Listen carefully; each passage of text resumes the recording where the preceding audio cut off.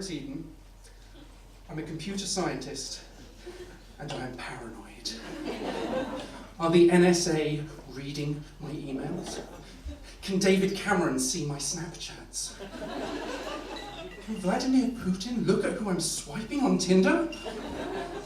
Computer science is born out of paranoia. During the Second World War, the Nazis, they're the baddies. The Nazis were terrified that the Allies would intercept their radio transmissions and read their messages. So they turned to Enigma, a machine designed to scramble all their communications. Now, give me a cheer if you've seen The Imitation Game. Yay! It does a wonderful job of showing how Alan Turing and the team at Bletchley Park cracked Enigma. But it doesn't show you how Enigma works. Well, that's my job. So, Enigma was it's a typewriter. You press the letter A on the keyboard and an electrical circuit ran through a scrambler and would light up a different letter, in this case, I. Now, because it was a mechanical keyboard, when you took your finger off the letter A, the scrambler would rotate by one place. So, as you can see, all the letters now point somewhere different. If you go to A, it now goes to Y, you take your finger off. Now A goes all the way down to R. Fantastic.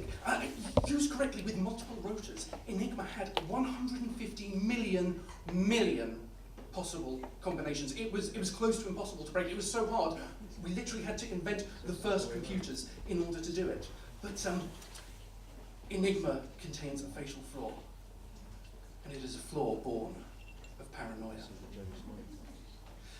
The engineers were worried. What happens if someone presses the letter Z and it goes through all the scramblers and comes out as the letter Z? If it just comes through as the same letter?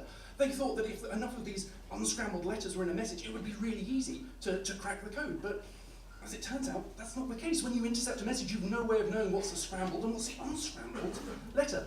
But it means that when you see the letter Z, you know it must be one of the other 25 letters. It cannot be Z.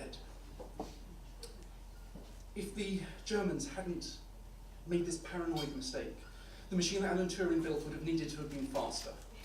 A lot faster. Roughly 12 million times faster. And the world in computer science would look very different today. And that's why computer scientists are paranoid, but never too paranoid. Thank you.